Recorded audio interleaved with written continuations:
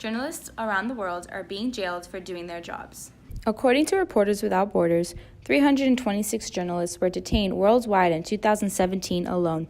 Out of this number, 202 were professional journalists, while 107 were citizen journalists, and 17 were media workers. When journalists are jailed, free speech is compromised, which is necessary to maintain a healthy democracy. China, Turkey, Syria, Iran, and Vietnam are the world's 5 biggest prisons for journalists, with China in the lead at least 52 journalists currently being detained, according to Reporters Without Borders. Mahmoud Hussein Goma, an Egyptian journalist, was arrested in 2016 upon his arrival for a family vacation in Cairo for being associated with Al Jazeera, despite never being charged.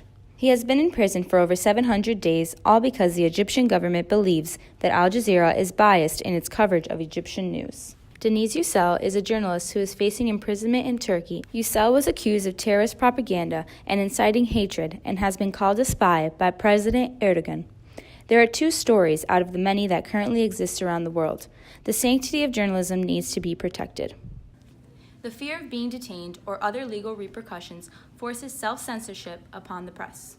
Society suffers when journalists suffer, and it is up to us to save them. Visit rsf.org for more information on detained journalists and how to get involved.